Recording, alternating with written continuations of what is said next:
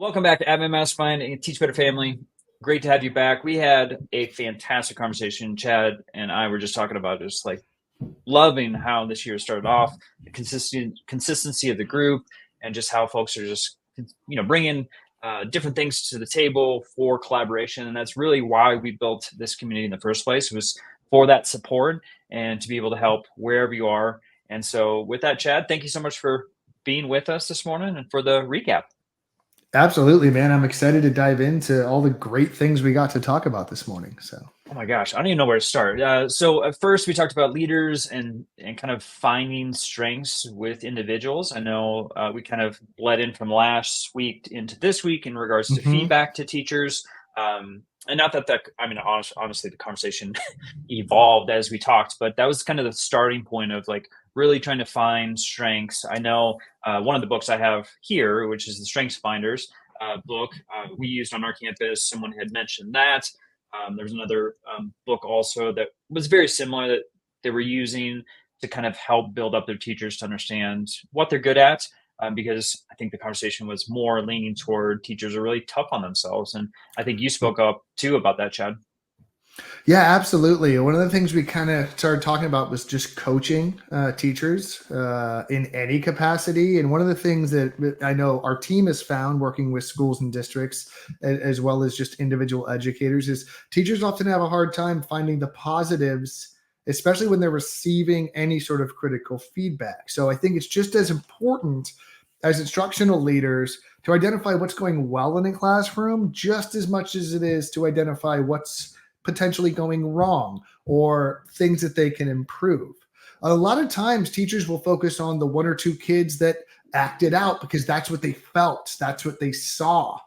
But they didn't notice the other 25 kids doing exactly what they were supposed to, growing, learning, and fully engaged in the process. So sometimes training teachers to see the whole picture can be a huge asset, because then you're highlighting that positive, which means when you have those support pieces, they can become more targeted. But if the only thing they see is the negative, it becomes really hard to build from that place. So we Yep. need places and foundations to build on. And if teachers are their usual harshest critics, which if you give a teacher any critical feedback, and I've experienced this myself as an educator, like they're going to harp on that feedback a lot. So we have to make sure that we're celebrating the positive, identifying the positive in areas we can build on, just as much as we're giving teachers support and coaching in areas of opportunity for growth. Yeah, that's awesome. So the conversation has shifted from providing strengths for our teachers to professional development and them kind of sniffing out if things are just there to fill time, right? We want to build up our teachers, we want to give them some different techniques, and sometimes we just don't do the best job when providing professional development on our campus or with our district. So, Chad, will you just kind of speak on that as far as, just the best way to, provide that PD? Yeah, I think there's sort of two views from this. There's internal PD that like a principal or instructional coach is running like internally with the staff. And then there's the idea that you're bringing someone else in, right? Yep. So these are two different scenarios, but I think some of the mindset you go into them with is very similar. So when you're doing internal PD or a staff meeting, or as a principal, you have to lead PD or a staff meeting and things like that. Oftentimes we will see value in things like icebreakers, or putting charts up and doing a gallery walk. But then oftentimes these things get demonized by social media about, oh, we just wasted time, or I swear if you ask me to do an icebreaker, like I'm gonna get really angry. Like this is like fraud, like this is just like spreading through social media right now. If you look at any of the channels, is especially in the fall when PD was going on. And I think these things get a bad name because they're usually seen as time wasters, and things can only be seen as a time waster if nothing's ever done with them. And so I think if we're going to do these types of activities, if we're going to do any sort of internal work or training, there's a couple of things that need to be in place. And these things should also be in place if you're bringing someone in, if you're bringing the Teach Better team in, if you're bringing a keynote speaker in, if you're bringing fill in the blank here, PD provider into your school. It can't be about that thing. It has to be about the outcome of that work. And that outcome needs to be closely targeted and aligned to your school, to your district, or to your regional plan of where you want education to go. This becomes really important because the number one thing I know we get asked, Josh, is what are we going to have to do with this work? What are we going to have to do with all the stuff we're being shown? And so oftentimes we focus so much on, okay, we got the training and now we're never going to talk about it again. That's how things just die off. So whether you're doing an icebreaker and it's seen as wasting time, or you're doing PD or it's seen as wasting time, the reason it's seen as a wasted amount of time is because it's not clearly articulated how it connects to the overall goals, how it connects to the instructional strategies you want to see, and most importantly, what is clearly expected from teachers after the fact. These are all conversations I know on the Teach Better team we try to have with administrators before we do PD. Not only why are we having the PD, but what's happening after the PD. We'll even build in support days that are not PD and training days to make sure that some of that continual work is happening. But oftentimes when an initiative or a strategy or PD fails, it is due to lack of continuity after the PD, not how the PD itself went. And oftentimes school leaders and building level administrators are the linchpin, in my opinion, on where that thing usually either succeeds and goes really well or fails and kind of goes away. Yeah. One person was specifically talking about how, and very passionate speaking on, it's the principal's role in regards to making sure that an initiative doesn't die or PD is successful. And they were just referring to it as like the pillar, right? They're the essential pillar to move things forward. So we just kind of, I don't know if you want to challenge, but, make sure that folks understand kind of where they're coming from in regards to the role of a principal and making sure that if you're doing PD and you want to make it successful, this person is the pillar in regards to that movement. Yeah, absolutely. So the biggest question I usually ask before we do any work is, what are the 3 to 5 things you want to see in every classroom every day, or at least most days? What are those non-negotiable instructional shifts or practices or changes in your building that should be happening every single day?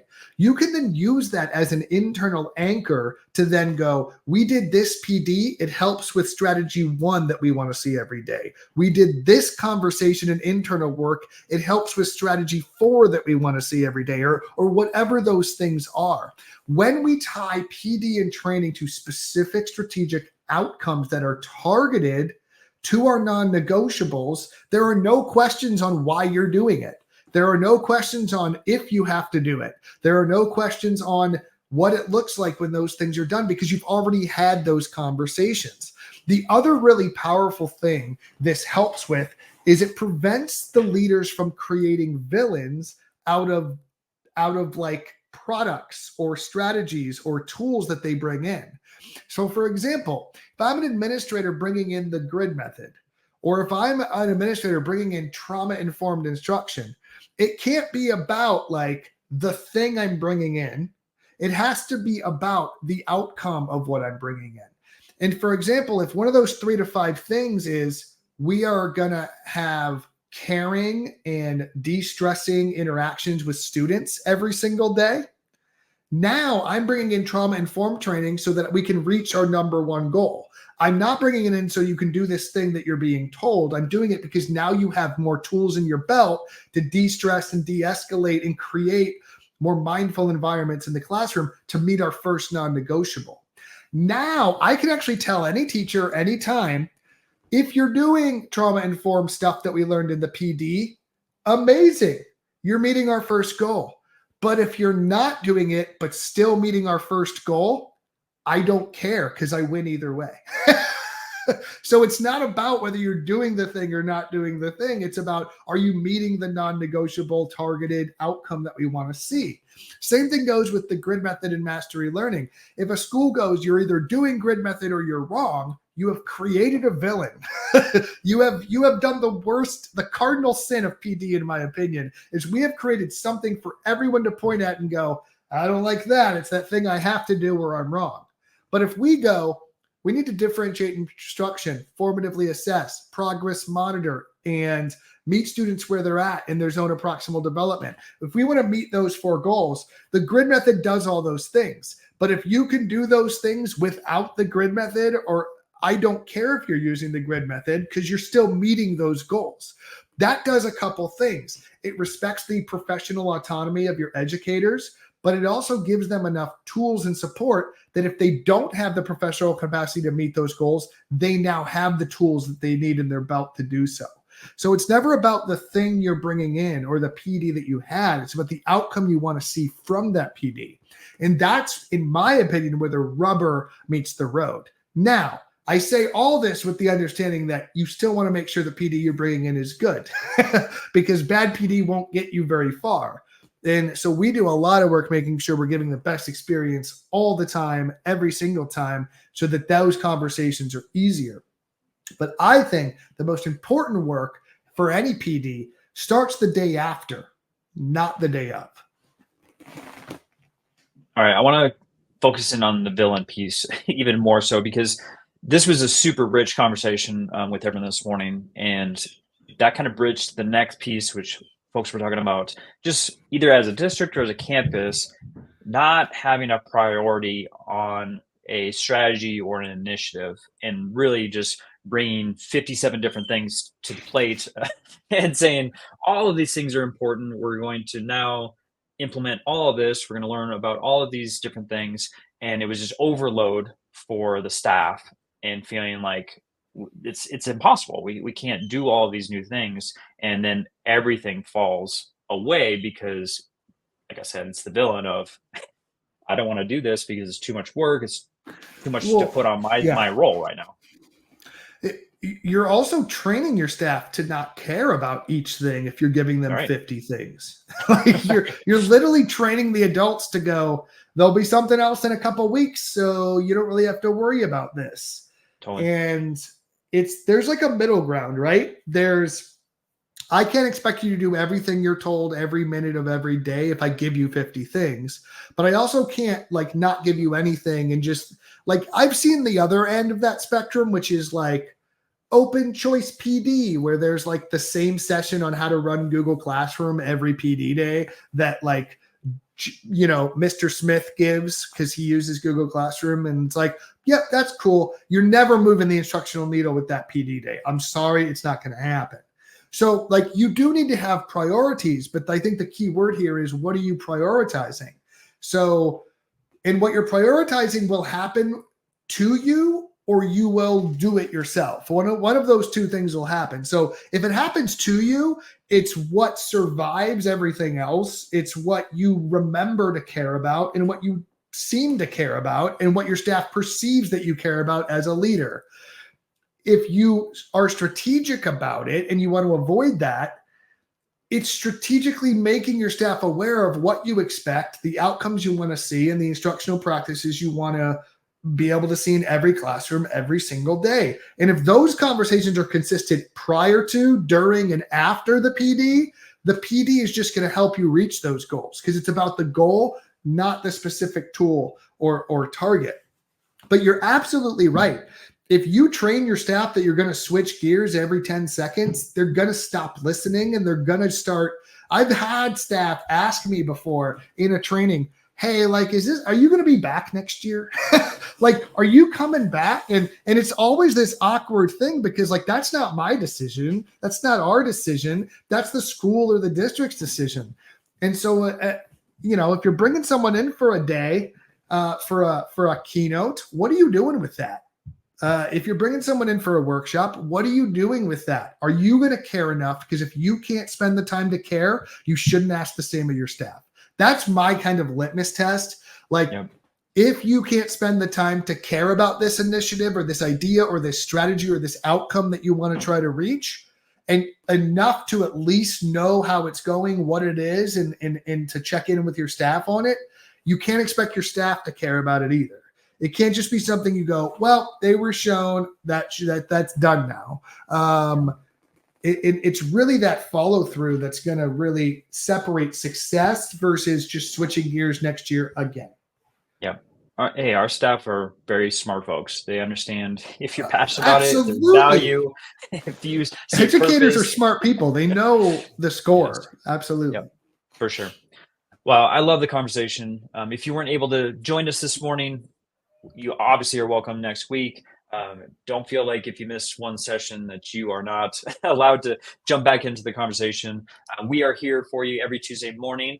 Just to let everyone know, we've kind of made a switch. We were given extra support as the beginning of the school year started for our admin because we knew things were just crazy as we were starting the school year. But we are going back to join every Tuesday morning at 9 a.m. Eastern time. So if you are just connecting with us for the first time on YouTube, please make sure that you sign up at teachbetter.com/mastermind. What's going to happen is you're going to get an email with the Zoom link for these sessions every Tuesday morning, but you're also going to get a Facebook link, which is on the screen, where you can tap into the same community, throughout the week. So we don't want it just to be a Tuesday morning support group. We want it to be available to you at all times. So if you have something that you want to collaborate with some folks, you can throw it in the Facebook group and you will for sure get some responses back from fantastic administrators and leaders all over this country. With that, Chad, I just appreciate you so much and love the value that you brought to the conversation this morning.